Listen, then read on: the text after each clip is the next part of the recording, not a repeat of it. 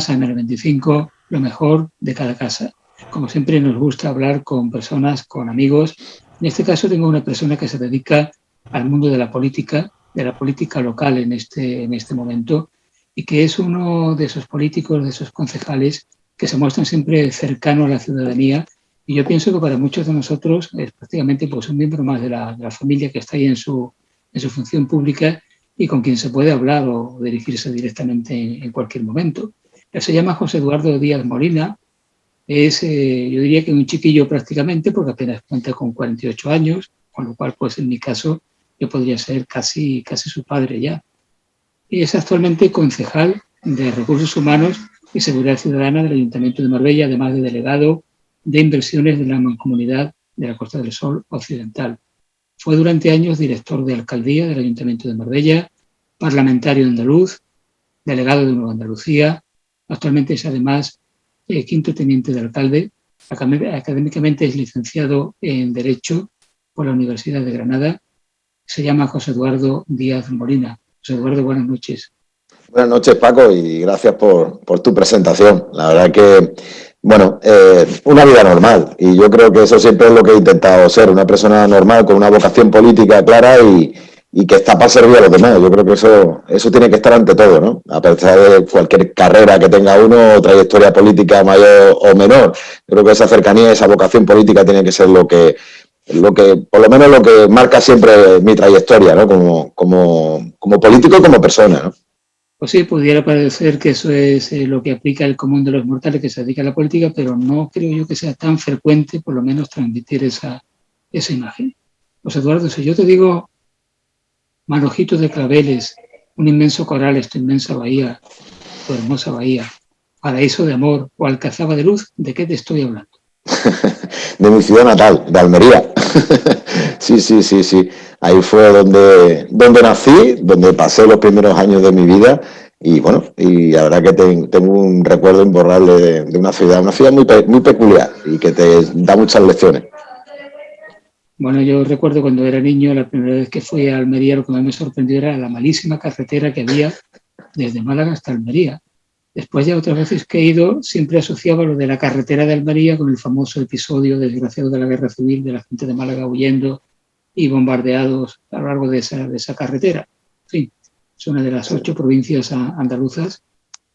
¿Cómo era tu familia? Mi familia es una familia muy normal, sí, lo son, gracias a Dios los dos los tengo vivos y sanos, ¿no? Han sido luchadores toda la vida, yo creo que como los padres o las personas que vivieron en esa generación, en esos años un poquito más adelantados de la posguerra, pero que vivieron una época muy dura y se curtieron y fueron capaces de trabajar para sacar a su familia, progresar en la vida y sacar adelante y sobre todo dar una educación en valores y en sacrificio que por desgracia por ahora echamos de falta, o por lo menos yo echo en falta en muchos de los chavales que veo en el día a día y bueno, he hecho en falta esos valores y esa experiencia de vida que me dieron mis padres. Mi padre era una familia trabajadora, humilde, mi padre ha sido gerente de un concesionario de coches, mi madre ha sido empresaria toda la vida, desde cobrar letras. El lunes, tenía oportunidad de contárselo a mi hija, ¿no? El Día de la Mujer Trabajadora, de contarle la historia de su abuela y cómo empezó, pues, cobrando letras por los pisos, de aquella forma que había tan peculiar de financiar cualquier compra, vendiendo oro bueno, hasta que pudo terminar sus estudios, que no terminó en su pueblo, y sacarse auxiliar de clínica. Y acabó pues montando un negocio. La verdad que es un ejemplo de vida, igual que el de mi padre, que empezó en una empresa más grande que había en aquel momento en Almería de concesionario, donde entró de recadero, del niño de los recados, pues acabó siendo el gerente. Yo creo que son experiencias de vida que no debemos de olvidar y que a mí me han marcado y me marcarán siempre, ¿no? La mejor experiencia, la mejor formación y los mejores valores que he podido tener más allá de carrera o de la carrera o de cualquier pues trayectoria, incluso mía, profesional. Ha sido el conocerlo, vivir con ellos y todas las enseñanzas que me han dado mis padres, ¿no? ¿Te llamaban Edu, José, Pepe Eduardo? ¿Cómo te llamaban? Me decían José Eduardo, con lo cual siempre me echaba a temblar, porque mis amigos me llamaban José o me llamaban Eduardo, la verdad, indistintamente. Pero cuando escuchaba José Eduardo, ahí solía estar siempre mi madre detrás del nombre completo, y no por un buen motivo. Pero sí, ellos siempre me han dicho José Eduardo. Bueno, tú eres, además de licenciado en Derecho, ¿eres abogado también? Sí, sí, sí, yo también estoy colegiado, estuve colegiado en Almería, ahora he colegiado aquí en la provincia de Málaga. Y bueno, pues efectivamente, no solo la carrera te da una experiencia y una formación, sino que luego, pues bueno, la práctica, y para ello hay que colegiarse, es lo que te termina de verdad para un jurista de dar esa, pues digamos, ese toque final, ¿no? La carrera te enseña dónde buscar, te da las nociones básicas, pero al final la experiencia es fundamental. Y yo, en concreto, pues estuve un poco más de 3 años trabajando de autónomo, compaginando la labor de asesoramiento en aquel momento a 3 eurodiputados andaluces, a Gerardo Galeote, a Cristóbal Montoro y a Pilar del Castillo. Trabajaba con ellos como autónomo, como asesor externo, como abogado, asesorando en materia de asuntos europeos en Andalucía y a la vez, pues, realizando mi trabajo normal de lo que es un abogado que empieza, ¿no? Aprendiendo y viendo cómo funcionan todos el derecho jurídico en lo que es un principiante, ¿no? En este mundo de la abogacía. Y bueno, esa es parte de mi experiencia y que recuerdo pues bueno, con mucho sacrificio, porque realmente la vida del autónomo es una de las vidas más complicadas que existen, ¿no? Como dicen, ¿no? El autónomo es lo único que es capaz de sobrevivir sin agua en un desierto. Pues desde luego es que es así, ¿eh? Eso es así. Tiene vacaciones y no se puede poner de malo nunca. Una experiencia que deberíamos todos pasar por ella. Preguntaba esto porque hay gente que piensa que ser licenciado en Derecho es ser abogado, son dos cosas diferentes. Yo, por ejemplo, soy licenciado en Derecho, pero no he sido nunca ni lo soy abogado. Esa diferencia hay que establecerla siempre. Sí, una diferencia y una diferencia considerable.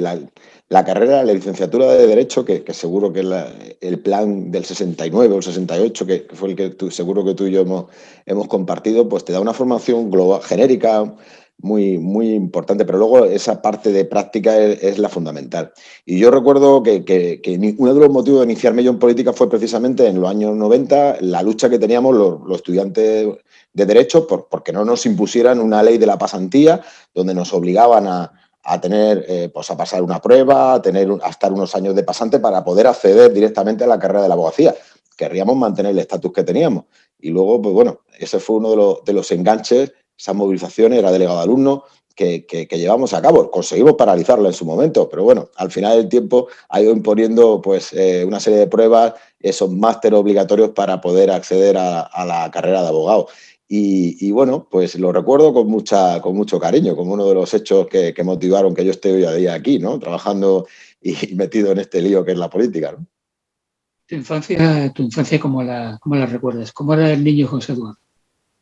Pues un niño normal, que le gustaba mucho estar en casa, no era de estar en la calle jugando con el balón, era más bueno, de estar con mis amigos o en casa, con juegos y sobre todo con esas batallas que a mí me encantaba. A mí siempre me ha encantado todo lo militar, tener mis soldadillos o los CLI, tener pues esas historias, ¿no? Que nos creábamos de pequeños, ¿no? Y disfrutar de ellas en la casa. Y bueno, un niño normal que iba a un colegio público, el colegio Luis Siret, en aquel caso en Almería, muy cerca de donde yo vivía. Y luego pues terminé mi bachillerato en otro colegio concertado y luego privado, que es La Salle, donde pude hacer el bachillerato y el COU, y aprobar selectividad con mucho esfuerzo, porque en aquella época pues también tenía en la mente, entre otras cosas, acceder a la Academia General del Ejército y bueno, pegué ahí un estirón final, pero luego yo reconozco públicamente que no fui valiente y no di el paso adelante y no fui capaz de, al ver la dificultad de la materia de ciencias, que no sé, no era mi fuerte, pues de irme a esa preparatoria a Madrid para poder acceder a la Academia General del Ejército. Y opté por la carrera de Derecho, que era un poco la que reunía pues, quizá mayor número de elementos que se pueden amoldar a mi perfil y a mi vocación, incluso sin descartar el poder acceder en el futuro de Derecho al Ejército a través de los distintos puestos que existían, ¿no? Pero bueno, ya entré en la carrera de Derecho, entré también como delegado de alumno y bueno, y fui llevando mi vida en la universidad, que es una de las etapas más bonitas de mi vida. Bueno, yo puedo decir que fui un niño de la dictadura, porque cuando Franco murió en el 75 yo tenía ya una edad de adolescente, pero tú tenías 2 años nada más. ¿En qué momento tú fuiste consciente de que en España había habido una dictadura y que había llegado en el momento justamente del estreno de la democracia? Pues bueno, la verdad que mi padre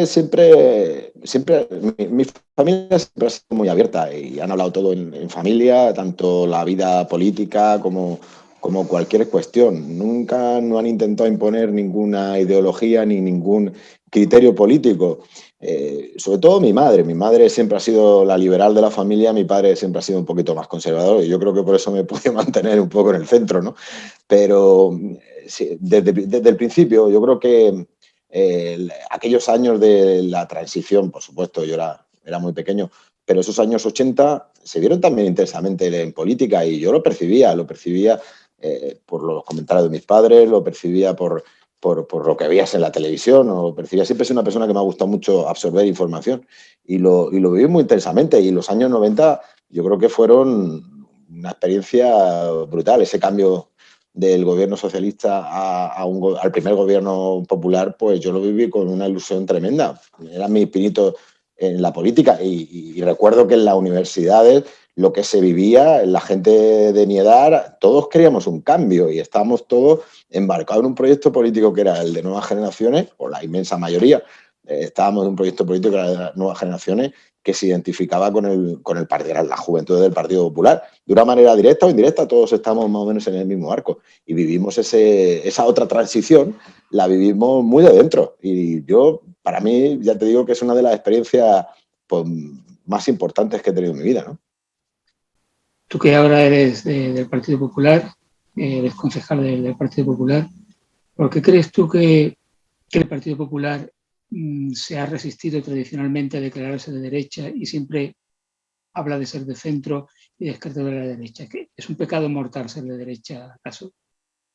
Bueno, yo creo que esa es la lucha y de esto tú, Carly, yo creo que tú que conoces la historia mucho en profundidad, tienes más elementos de juicio que yo, ¿no? Yo creo que ese complejo que tenemos los que nos consideramos de centro derecha o liberales o de derecha, que tampoco pasa nada, ese complejo yo creo que es histórico porque en eso sí que nos gana siempre la izquierda, en ese debate de ideas o de imagen bueno, de vender un producto, siempre nos han ganado y parece que el ser de derechas, pues si eres patriota es que eres muy de derechas, si te gusta la bandera es que eres un facha, si adoras tu patria y hablas en esos términos es que eres un ultraderechista.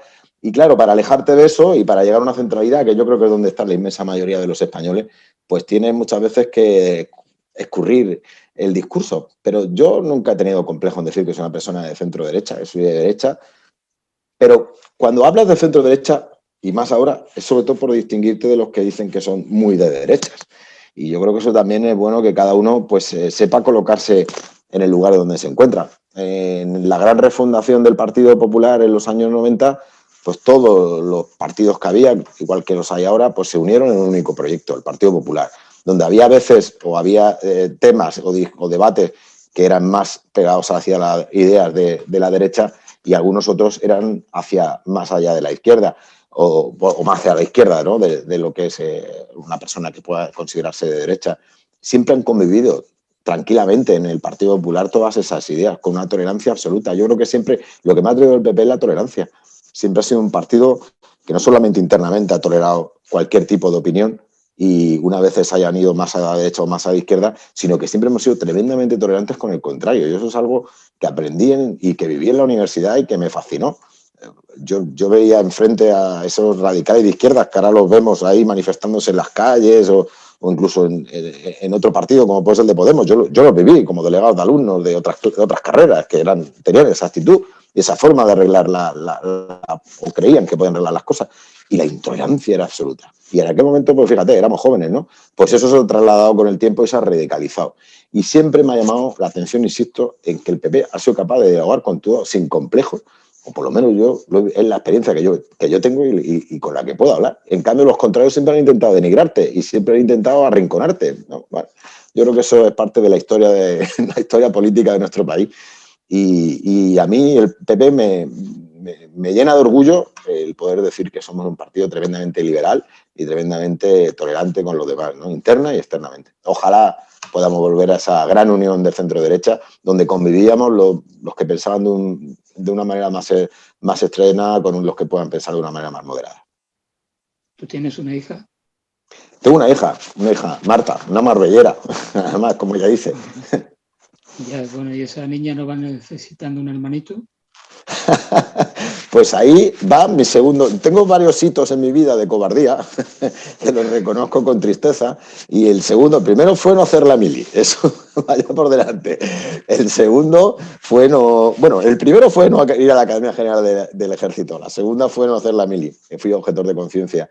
Y la tercera no haber tenido un segundo hijo. La verdad que lo recuerdo como una de las terceras cobardías de mi vida. Y me arrepiento muchas veces. Entiendo, José Eduardo, que compaginar la política con tener una mujer, con tener una descendencia, con tener una familia, en definitiva, no debe ser fácil, ¿no? No es en absoluto. Sobre todo, bueno, en mi caso, yo me vine en una época de mi vida, en el año 2004, a Marbella, donde, bueno, no conocía nada ni nadie.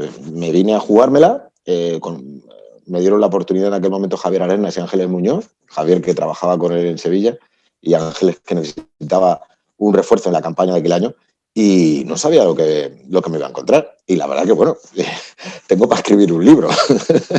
Desde esos 3 primeros meses que llegué aquí a Marbella y al primer año, ha sido una historia de superación y una historia maravillosa, una historia de éxito. Y en esa historia, pues, conseguí convencer a mi mujer, que no fue muy difícil, que se viniera a vivir a Marbella, dejando un trabajo muy bueno que tenía en Almería, se la jugó por venir aquí, era jefa era la segunda persona más importante en una cooperativa agrícola ahí en Almería, lo dejó por venirse aquí y efectivamente no ha sido fácil que ella buscar su otra vida, ¿no? También aquí en Marbella, y luego tener un hijo en común donde no tenemos ningún punto de apoyo porque mi familia, el punto principal, se encuentra pues mi madre y mi padre en Almería y mi hermana en Sevilla, con lo cual pues tampoco tengo a dónde apoyarte más allá de los grandísimos amigos que he hecho en esta ciudad que me están ayudando y siempre me han ayudado, ¿no? Pero no es fácil, no es nada fácil. Bueno, luego, el sistema educativo también aquí es importante. Sí, este programa, como es un programa coloquial donde charlamos entre amigos, pues aquí, y además prácticamente no hay nadie que esté aquí ni oyéndonos ni viéndonos, pues se puede hablar así en pequeño comité. Cuando tú llegaste a Marbella, en ese año 2004 me has dicho, ¿no? Sí, final del 2004, sí. Pues no faltó quien en Marbella dijese, bueno, esta persona que viene de Almería, ¿qué conocimiento tiene de Marbella? Este debe ser otra revista que llega aquí a hacerse carrera en Marbella con mucha gente que viene y después, si te quiero ver, pues nada, me marcho en cuanto consiga lo que quiero. El tiempo demostró que eso no ha sido así, que tú has echado raíces y que hoy día eres un marbellero. ¿Tú eres consciente de eso? Pues sí, la verdad que te llena, me emociona hablar de ello porque me llena de una responsabilidad. Yo creo que al final los que venimos de fuera de Marbella y nos recibís, nos integráis aquí como unos más, tenemos una deuda doble con vosotros, ¿no? Con la ciudad y con los marbelleros. Y yo creo que por eso pues, te llena más de responsabilidad, te mete más presión y más tensión para hacer las cosas bien, ¿no? Yo por lo menos lo considero así. Y es curioso, yo de las primeras personas que conocí aquí, precisamente me hizo ese comentario. Me lo presentaron en una comida, me lo presentó, nunca lo olvidaré, Elías Bendodo. Estábamos comiendo una serie de representantes del partido en la pesquera y me presentó a un grupo de personas de aquí del partido de Marbella. Y uno de ellos pues me dijo eso, dice, tú que vienes de Sevilla, ¿tú qué te crees? ¿De dónde vienes? ¿Tú que vienes aquí a buscar el oportunismo de un partido en alza y luego seguro que te quitarás de en medio? Pero me lo dijo con una contundencia que me dejó en la silla. Pues esa persona se convirtió en muy poco tiempo pues posiblemente en una de mis mejores amigos y casi prácticamente de mis hermanos, ¿no? Así que esa forma de ser también, no voy a decir de todo, de mucha gente en esta ciudad, tener ser tan directos y tan abiertos, aunque a veces te puede parecer chocante, pues es parte del atractivo que hay aquí, porque son sinceros. O sea, una persona que es sincera, que dice lo que piensa y a la cual le puedes contestar y convencer de lo contrario, yo creo que eso pues te dice mucho de lo que son los ciudadanos de Marbella. Y como él me he encontrado mucho, y ahora son gente que son grandes amigos míos. A mí lo que no me gusta, y yo te lo puedo contar por experiencia, mis años en Sevilla, por ponerte un ejemplo, o en Madrid, que también estuve viviendo corta etapa de mi vida. Al final te encuentras muchas personas que te dan en abrazos, que te parece que van a ser amigos tuyos de por vida, y luego a los 3 días de estar viviendo en esa ciudad ya no te vuelven a llamar. Yo creo que eso dice mucho de un sitio de otro. Y yo, como puedo comparar, puedo decir que Marbella es auténtica y Marbella acoge con el corazón de verdad a los que venimos aquí a trabajar honradamente, ¿no? Pero mira, eso pasa en la vida en general. Cuando tú estás por decirlo así, en un escaparate público, pasa lo mismo en los medios de comunicación. Cuando tienes programas habitualmente en medios de comunicación, todo el mundo te conoce, te hablan, te consultan, se acuerdan de ti. Cuando no estás, cuando desapareces, pues ya son muchísimos menos, muy escasos, verdaderamente los auténticos amigos los que se acuerdan. Y creo que en política debe pasar igual. Mucho, yo lo he vivido en varias etapas de mi vida, ¿eh? Yo he perdido, he ganado elecciones, he estado en la calle, me he tenido que buscar la vida, he trabajado de autónomo, como te he comentado, y luego incluso aquí en esta ciudad, ¿eh? Que para mí fue también una de las etapas donde más he aprendido, aquí en Marbella. Los 2 años que estuvimos en oposición fue muy significativo, porque claro, aquí venir de una mayoría absoluta, donde hay una cultura de mucha dependencia del ayuntamiento, donde un concejal del ayuntamiento de Marbella es una institución, ¿eh? No solo en Marbella, fuera también, ¿no? Pero aquí es una persona a la cual muchas personas intentan seducir para interés propio. No nos vamos a engañar, porque es verdad que aquí, como en cualquier sitio, pues se mueven muchos intereses, ¿no? Pues cuando no estás arriba, te das cuenta que el teléfono empieza a dejar a sonar o el teléfono o determinadas personas dejan de llamarte. Yo lo he vivido en esos 2 años de oposición, pero también puedo decir con satisfacción que la inmensa mayoría de las personas que yo pensaba que no me iban a fallar, no me fallaron. Y yo creo que eso para mí de verdad ha sido lo más importante. Había personas que me lo esperaba y otras que me han sorprendido, pero la inmensa mayoría de los que pensaba que no me iban a fallar, no me fallaron. Y estuvieron ahí. Y siguieron cogiéndote el teléfono y llamándote, o incluso convocándote a reuniones, a sitios con más cariño incluso del que podía haber antes, porque ya no tenía ningún interés, nada más que el personal. Así que yo he vivido eso aquí en Marbella. Y yo creo que lo hemos vivido todos, ¿no, Paco? Hemos vivido de una manera o de otra, ¿no? Pues creo que sí, creo que sí. Pues, Eduardo, cuando tú llegaste a Marbella, lo hiciste en un momento difícil, realmente, donde todavía estaba el gilismo y las consecuencias que el gilismo había proporcionado y estaba proporcionando. Al margen de esa realidad de aquel momento, ¿qué fue lo que a ti te llamó la atención más de Marbella, de la sociedad marbellera, de nuestra forma de ser, de cómo funcionaba la ciudad? ¿Qué fue lo que a ti te impresionó más? A mí lo que me impresiona de la ciudad, lo que más me impresionó del primer día es la hiperdependencia que hay del ayuntamiento. Yo venía de vivir en 2 ciudades, en Sevilla y en Almería, donde, bueno, pues teníamos relación, cualquier sevillano o almeriense tiene una relación, pues, a años luz de lo que es la relación que tienen en Marbella con su ayuntamiento. El concejal en Almería o en Sevilla, pues bueno, pues es una persona reconocida, con cierta importancia y relevancia, pero esa hiperdependencia, esa conexión, esa necesidad de tener esa conexión directa, que eso lo veo en positivo, ¿eh? Eso lo veo negativo en otro sitio. Esa necesidad de que el ciudadano, el que sea, te coja en la calle y te trate como si fueras un concejal de pueblo, con todo mi respeto y pensando siempre en el sentido más positivo de la palabra, pues me pareció fascinante. Luego está la parte negativa, y es que, claro, todo el mundo intenta acercarse al ayuntamiento buscando, bueno, pues mucha gente intenta buscar cierto interés personal, ¿no? Cosa que jamás, pues bueno, pues yo no lo he vivido en otros sitios.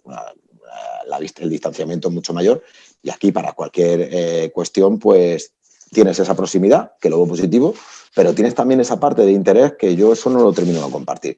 Siempre he pensado que el ciudadano tiene que ser libre y tiene que intentar, el ayuntamiento lo que tiene que hacer es facilitarle que crezca, que genere negocio o que tenga facilidades para encontrar trabajo o que tenga mucha actividad económica para que pueda progresar y hacer negocios, ser un profesional o encontrar trabajo. No que el ayuntamiento tenga que ser una maquinaria de generar ese trabajo, que es lo que veía aquí, que estaba ciertamente heredado de las épocas anteriores. Entonces, pues bueno, tú imagínate eso, que para mí es lo que más me ha chocado y me parece que es algo que es totalmente diferente a lo demás, pues bueno, también le uniría una cosa más, se me olvidaba, y es que una rama de árbol que caiga en un coche en la ciudad de Marbella sale en todos los telediarios. O sea, eso es otra de las cosas que a mí me dejó absolutamente alucinado. O sea, cualquier cosa es rápidamente un foco de cámaras y de atención mediática increíble. Marbella tiene un potencial mediático brutal. Hombre, lógicamente el morbo y lo que da audiencia son las noticias malas. Pero yo creo que si eso algún día, que yo no entiendo de comunicación y solamente pues un poquito, si eso se maneja en positivo, vamos, yo creo que no podemos salir del mapa. Estoy de acuerdo contigo. Marbella ha solucionado más de una parrilla televisiva e incluso algún tiroteo que ha habido en Estepona se especifica que Estepona está cerca de Marbella. O algún ático que se tiene en Estepona, ese expresidente o político de la Comunidad de Madrid que tiene el ático en Estepona, pues durante mucho tiempo lo tuvo en Marbella. En fin, que es verdad que Marbella es una marca que tira mucho, ¿no? Sí. Pero tú llegas como director de alcaldía.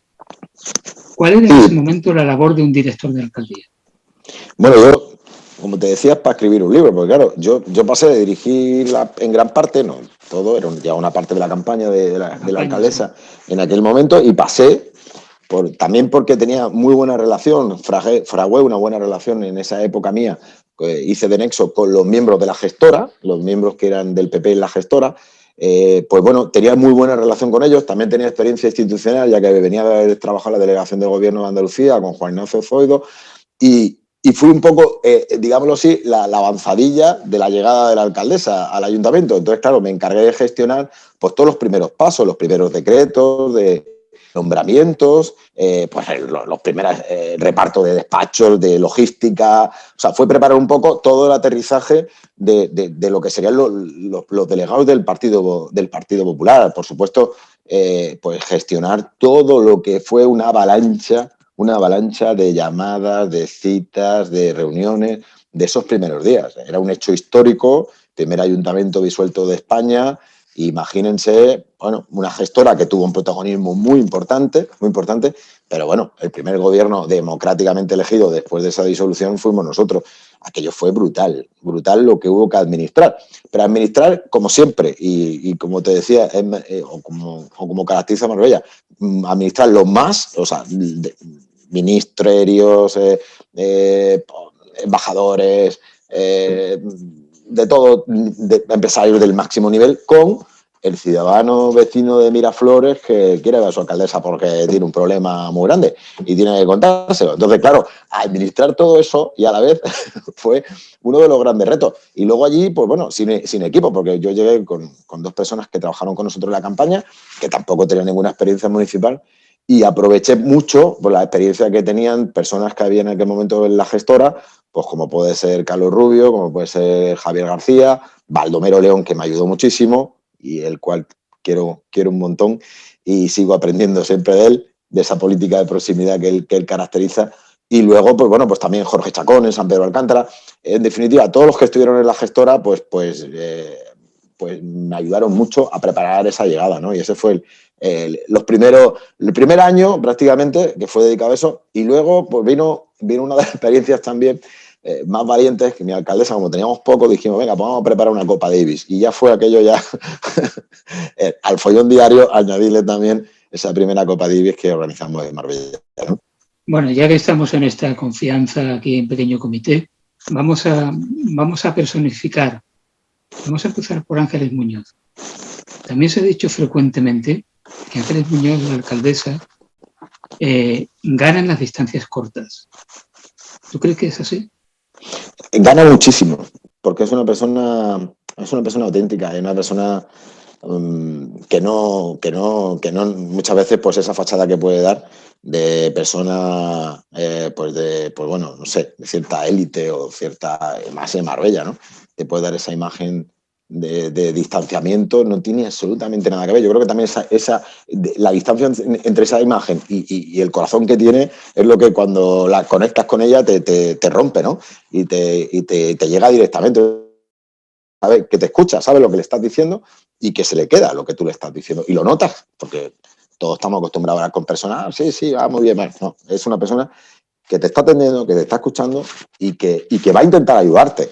Que ese es el gran problema de Ángeles, sobre todo para los que hemos trabajado al lado de ella. Yo recuerdo que empecé con unas libretillas, luego pasé a Moleskine, yo tengo cajas y cajas de libretas porque tenías que ir con ella apuntando todo. O sea, es una persona que se preocupa de lo más mínimo. Yo creo que eso es una de las cosas que más le caracterizan. Luego es una persona que tiene una inteligencia innata importante, que es rápida, que sabe de lo que habla, y yo creo que eso es un lujo para esta ciudad tener una persona así. Yo creo que eso la historia hará justicia al esfuerzo y al enorme trabajo que se ha hecho, porque ha sido mucho, ¿no? Y eso ha sido ella, el empuje que ella tiene. Donde, bueno, pues el equipo puede ser mejor o peor, pero el empuje, el tirón y el motor que ha sido ella, eso es innegable. Así que sí, es muy próxima, muy cercana y sobre todo muy humana. Y yo creo que es que quizá por eso es médico, porque creo que va en la condición y en la condición humana esa preocupación, esa proximidad. Yo tengo con ella horas, he dedicado horas y horas y horas. Yo me acuerdo incluso cuando cambiamos el coche oficial, que tenía un boquete justo donde yo me sentaba, de darle con el pie, de las de horas que habíamos echado en ese coche. Y es que íbamos al Parlamento de Andalucía trabajábamos allí, volvíamos, trabajamos 24 horas al día, todos los días de la semana. Y bueno, yo en aquel momento todavía ni me había casado casi, o estaba recién casado, no tenía niños y tenía 24 horas para ella. Pero claro, ya tiene su familia, ya tiene sus obligaciones que atender, y la verdad que tiene mucho mérito el sacrificio y el esfuerzo de esta mujer y la proximidad. Y bueno, ¿y qué te voy a contar? He estado con ella tantas veces que he visto su reacción, ¿no?, vocacional, cuando alguien tiene un desvanecimiento, cuando, bueno, infartos. Hemos atendido, yo qué sé, la de ocasiones que ella como médico se ha tirado y hemos salido detrás de ella a pararla, poco más o menos, porque se tira a atender rápidamente a esa persona que pueda tener una emergencia, ¿no? Yo creo que esa es mi experiencia con ella. Yo no puedo contar nada malo. A ver si un día de estos consigo entrar en casa de la alcaldesa y hacer una charla como esta que estamos teniendo ahora mismo. Pues yo iba a decirte fliparías. Yo creo que ella puede contar. Lo que pasa es que muchas veces le da rubor. Es que le da rubor. Yo no sé por qué no lo cuenta. Yo creo que lo vamos a intentar. Que sí, hombre. Bueno, seguro. Esta respuesta te ha sido fácil. Sí. Pero ahora te voy a preguntar otra que va a ser más difícil. ¿Tú te atreverías a definir a Baldomero León? Pues mira, antes te lo he dicho. Si es que tiene definición. Baldomero, es que es indefinible. Es como eso, ¿no? De que es impresentable. Pues mira, es una persona de lo más especial que me encontré yo aquí en Marbella, ¿no? Pero siempre esa proximidad, esa preocupación por sus vecinos, esa cercanía y esa humildad, yo de verdad que luego tiene sus defectillos, que no os voy a contar, era antena, pero yo creo que también los que lo conocemos sabemos sus defectos, ¿no? Pero son mucho más sus virtudes. Una persona auténtica y muy próxima, muy cercana, muy cercana. Bueno, porque tú tienes que poner en tu casa, como yo tengo un imaginario cartel que dice: se prohíbe hablar mal de mis amigos. Pero uno conoce los defectos que tienen sus amigos, pero son nuestros amigos, se prohíbe hablar mal de ellos, evidentemente. Más de verdad. Yo eso tampoco, yo lo comparto. Ahora, me peleo mucho con mis amigos y con Baldomero he discutido mucho, pero siempre hemos discutido los dos. Yo no me gusta tener terceras personas delante. Además, Baldomero, aunque no sea malagueño de nacimiento, pero tiene una característica muy malagueña, que es la de ser rabillo de lagartija. Cierto grado de hiperactividad. Bueno, sí, porque además tiene la habilidad de estar en todos los sitios, de enterarse de todo. Es alucinante. Y la tercera persona por la que te pregunto, y pasamos a otro asunto, sí. Javier García.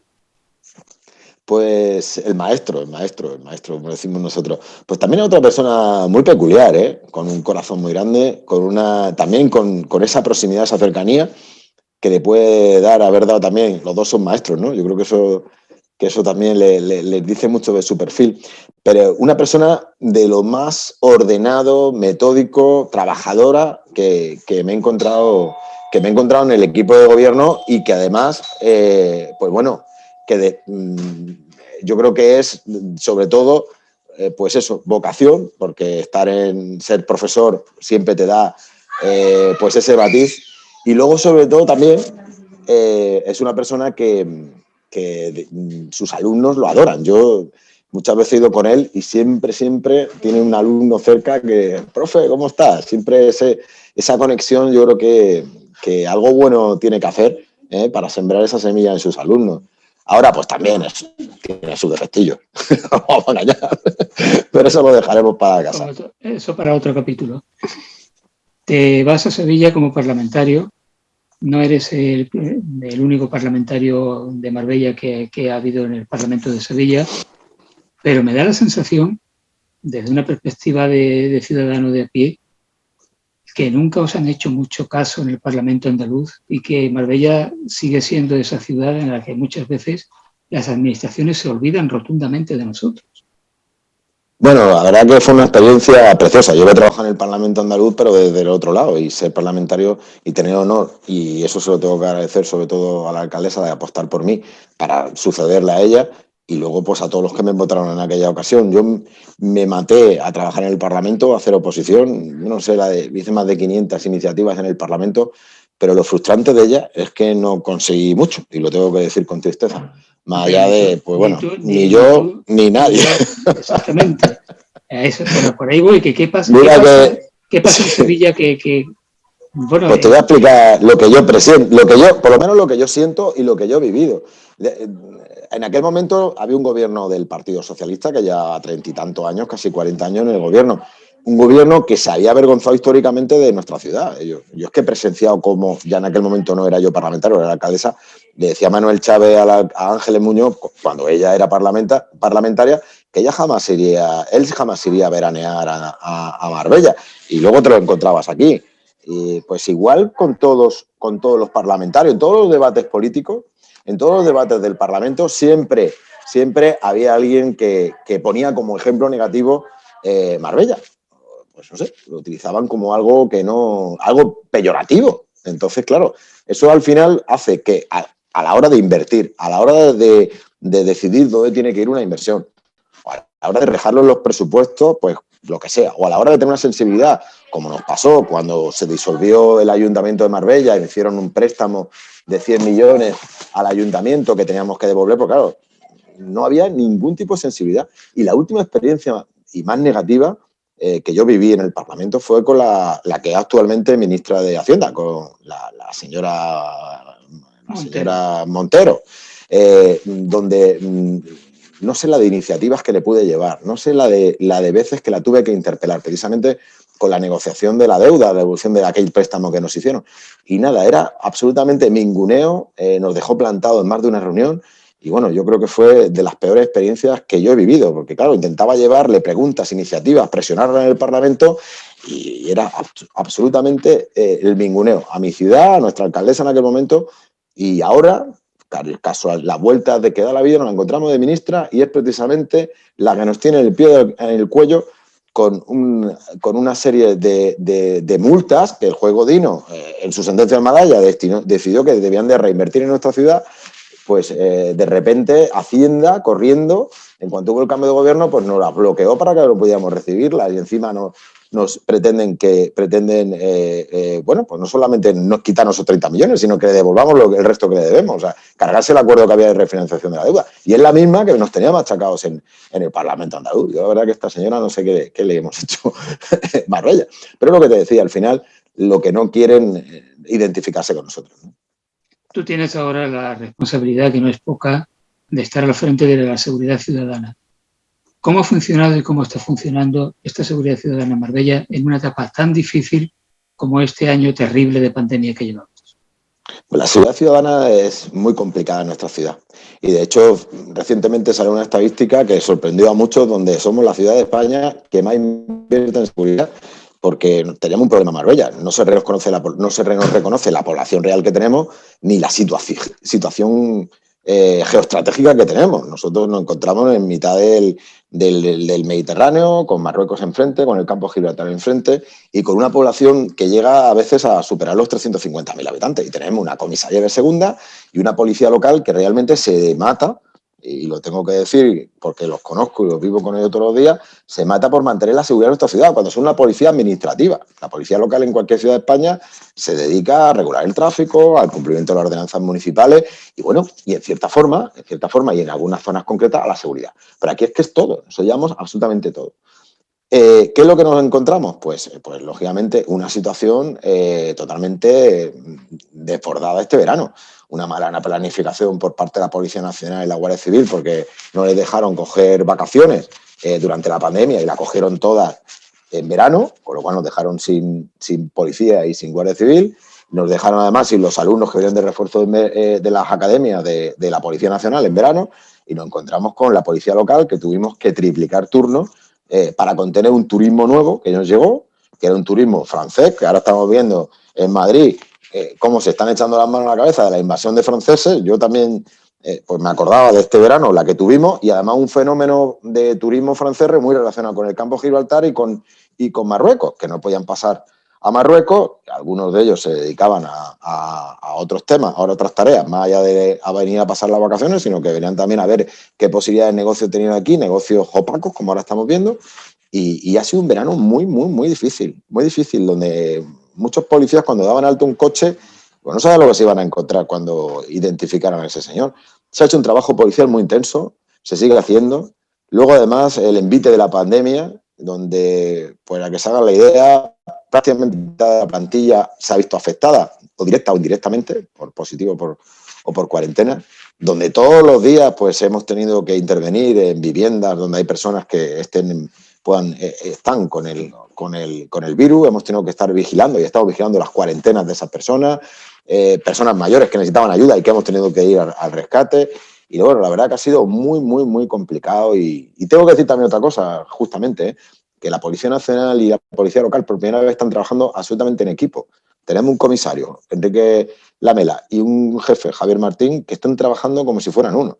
Aquí cada día, y eso sí lo hemos conseguido cambiar, cuando se sale, en los 3 turnos que hay de seguridad, se llama el oficial de Policía Nacional y el policía local, se ponen de acuerdo y se reparten la ciudad. Estamos trabajando mejor que nunca, pero también con más dificultades que nunca. Y luego, pues con la sensación de que nada es suficiente. Cualquier vecino te puede decir, pues mira, pues yo es que llamo a la policía y tarda mucho en venir, o es que estoy viendo esto y no lo ven los policías, porque claro, es que es tan grande, es tan extensa y tan intensa toda la actividad policial que de verdad que intentamos llegar a todos los sitios, pero es que es casi imposible, ¿no? Por eso estamos apostando por las nuevas tecnologías, estamos apostando por la videovigilancia, estamos apostando por dotarle de más medios a nuestros policías y bueno, intentar compensar de alguna manera y sobre todo meter nuevos policías. Han entrado 11 nuevos y 24 que van a preparar la academia y ya vamos a sacar otras 17 plazas en cuanto podamos para la próxima convocatoria, ¿no? José Eduardo, a ver qué sabes de esto que te voy a preguntar. Venga. Cuando el ciudadano ve que en los presupuestos del ayuntamiento se contemplan unos cuantos millones de euros como recaudación por multas, dice, Dios mío, me van a crujir. Esto resulta un poco llamativo, ¿no? Bueno, vamos a ver. Mira, bueno, te voy a dar una primicia. Para que tú te hagas una idea, tenemos un radar nada más en la ciudad. Ese radar está en la Milla de Oro, como creo que sabe todo el mundo. Pues ese radar al año puede hacer por encima de los 700.000 euros en multas. El 95% de esas multas, o el 90%, para no pasarme, son a personas que viven fuera de la ciudad. A ver, vivimos en un sitio, en una ciudad turística, donde tenemos todavía avenidas que son prácticamente carreteras nacionales, que no son ni siquiera vías urbanas. Y tenemos de alguna manera que frenar el movimiento y la circulación de esos vehículos. De hecho, ha sido una demanda este verano la velocidad que cogían algunos de esos vehículos. Entonces, cuando ven esas multas, sobre todo, y el grueso, son multas de radar. Las multas de radar, pues mira, dentro de todas las multas, si sabemos dónde están, sobre todo los vecinos de Marbella, y sabemos la velocidad que tenemos que ir, pues a lo mejor algún día nos despistamos, pero garantizo que la mayoría van para los que vienen de fuera y se saltan las normas. Yo creo que eso también hay que pensar en nuestra seguridad. Hay zonas de Nueva Andalucía, zonas de Portomanú, que o ponemos radar, ponemos badenes, o ponemos medios, o la ciudad no se puede permitir tener policías en toda esa zona. Entonces, también un poco va en la conciencia. La previsión de ingresos, pues si tienes los radar facturan más o menos eso, pues si vas a poner 2 o 3 más, pues esa es la que a veces te da la cifra. Pero no nos tenemos que asustar, Los policías, desde que, vamos, su último fin es multar. Siempre le decimos apercibir, avisar. Se verán mucho, sobre todo en zonas. También tenemos una dificultad en nuestra ciudad, Paco, y es que hay muy poco aparcamiento. Y luego hay zonas como la Divina Pastora, o el centro de San Pedro, o el Polígono, que claro, se para cualquier ciudadano o ciudadana a hacer una comprilla en una ferretería y tarda 10 minutos, lo deja en la puerta y claro, no le vas a multar. Pues llega el coche, le pega un sirenazo y intenta que lo mueva. Hombre, eso no quita que de vez en cuando caiga alguna, pero intentamos avisar. Pero es una ciudad muy complicada y por eso también al policía hay que decírselo, que hay que avisar, hay que advertir, hay que intentar tal, y si no, pues multar. ¿Pero eres consciente de que en la agrupación de cofradías te adoran prácticamente? Y yo a ello. Bueno, la verdad que ahí es otra de mis grandes vocaciones que he tenido la suerte de poder desplegarla aquí en Marbella. He sido cofrade toda la vida y bueno, pues surgió la oportunidad de trabajar con ellos prácticamente de casualidad. Pues me enganché en la Polínica, empecé a ir a todos los actos cofrades y cuando volvimos en la anterior legislatura, pues apostaron por mí. Apostaron por mí como una persona con la que podían confiar y en la que podían tener un interlocutor. Y bueno, pues a los que no conozcan el mundo cofrade, pues necesitan mucha atención, necesitan mucha atención. También ellos tienen, y yo creo que esa es la fase en la que estamos, de aprendizaje mutuo, ¿no? También ellos tienen que aprender mucho cómo funciona la administración. Pero las cofradías tienen un trabajo durante todo el año intensísimo. Y la relación con el ayuntamiento, pues tiene que serlo así. Antes solamente se limitaba a la subvención, a cobrarla y tramitar la petición, y ahora tenemos una colaboración muy intensa. En todos los actos, pues siempre hay algunas, sobre todo sociales, policiales, bomberos, siempre intentamos tener ese hermanamiento. Son muchos, miles, y tú lo sabes, Paco, los cofrades que hay en esta ciudad, que solo se mueven para esa fecha, para la Semana Santa. Porque gente dice, bueno, esto, miles de personas que son hermanos, ¿dónde están durante el año? Pero bueno, ese día se mueven. Y luego hay unos valientes que están al frente de las cofradías, que muchos de ellos, pues bueno, pues son trabajadores, son autónomos, y a lo mejor no tienen ni el tiempo, ni el dinero, ni la facilidad para poder tener una interlocución, con el ayuntamiento, y ese es un poco mi trabajo. Lo hago encantado, yo disfruto mucho con ello. Me quedo prácticamente sin tiempo y la verdad es que... Yo es que me enrollo mucho, Paco. No, estamos hablando tan agradablemente. Pero que estoy muy a gusto. Lo mismo te tengo que visitar otro día en tu casa también. Pero bueno, cuando quieras. Antes de irte. Además, te he recibido aquí en mi salón, ya te veo. Además, con mi Plaza de España a la izquierda. Tienes ahí detrás un mueble parecido al que tengo yo detrás también. Sí, pero tengo unos grabados de la Plaza de España que me los traje con todo el recuerdo de mi época de trabajo allí en la delegación del gobierno, y están siempre aquí presidiendo mi salón, ¿no? Pues justamente como este programa se llama Lo mejor de cada casa, te tengo que preguntar eso. ¿Qué es lo mejor de tu casa? Bueno, te diría que mi familia, ¿no? Mi familia, que además se ha incrementado ahora con un perro nuevo, nuestro único perro que tenemos en la familia. Somos mi mujer, mi hija y mi perra. Y luego una cosa que si me diera tiempo lo enseñaba, que es las vistas de la Concha que tiene mi casa. Yo eso es algo que me da la vida cada mañana. Cuando salgo y la miro. La verdad que da una fuerza tremenda. Para mí es la energía. Mi familia y salir y ver cada mañana la Concha, que me transmite energía. ¿Tienes algún libro de cabecera? Bueno, la verdad que es uno de mis grandes... Me encanta la radio, escucho muchos podcasts, pero leo poco y debería de leer más. Pues mira, recientemente me he leído, a lo mejor os parece, El Albatro, una historia de un buque de guerra que ha escrito un marino joven, un teniente de navío, que narra las peripecias, ¿no?, de lo que son nuestros buques de acción marítima en la operación de control de la piratería en el Índico, y la verdad que me apasionó. Todo el tema del ejército, de la marina, sobre todo la marina de los buques, me apasiona. Ese ha sido mi último libro. Bueno, yo hice el servicio militar en la Marina, en la Armada. ¿Verdad? Y fui una sola vez a remar. Y además... Han cambiado las cosas, Paco. Ahora... Se dio una circunstancia muy curiosa, que sobraba un marinero que no podía remar, y el que quedó fuera era uno del EPE, y pidió que por favor alguien le dejase el remo. Yo se lo cedí inmediatamente, con lo cual tampoco remé. Marino de secano. Marino de secano, sí. ¿Eres de películas o de series televisivas? Yo soy de series, porque las películas también tengo que decirlo que hace años que me han decepcionado. No hay manera de ver una película que te enganche, que te llene. Yo recuerdo ir al cine con una ilusión, a ver esas películas que te llenaban, que vivías 2 horas de estar totalmente metido en la película, y yo no he vuelto a sentir esa sensación desde hace mucho tiempo.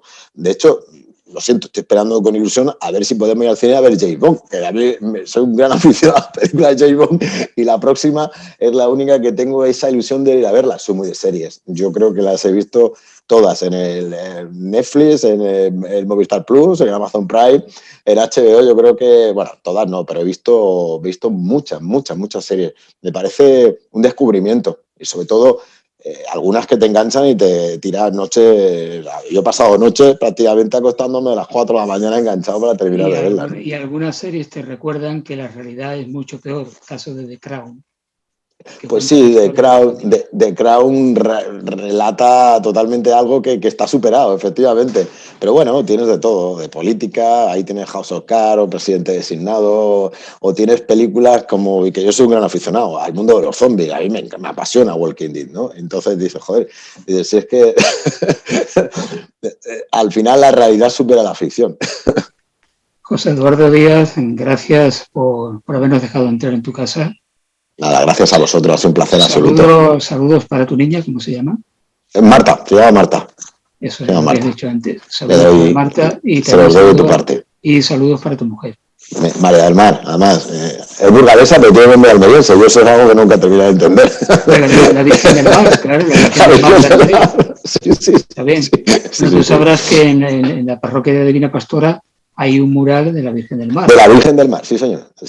Y siempre una virgen a la que he tenido mucha vocación. Y cuando fui pregonero a la Virgen del Carmen, uno de los mayores orgullos que he tenido en esta ciudad, tuve ocasión de recordarlo. Mi vocación siempre, mariana, siempre ha estado muy vinculada a la Virgen del Mar y aquí a la Virgen del Carmen. Pues gracias, y a ver si la próxima vez nos vemos en el estudio, de tú a tú, encantado. Sin este distanciamiento tan incómodo y tan puñetero, por así decirlo, que estamos viendo ya desde hace demasiado tiempo. Gracias. Ya mismo estamos juntos. Muchas gracias de verdad.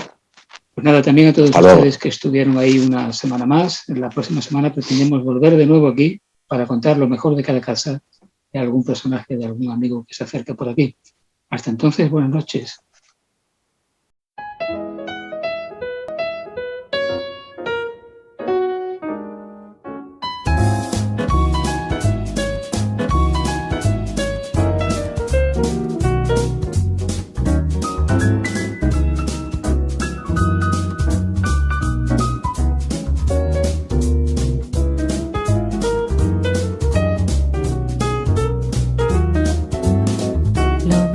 De cada casa.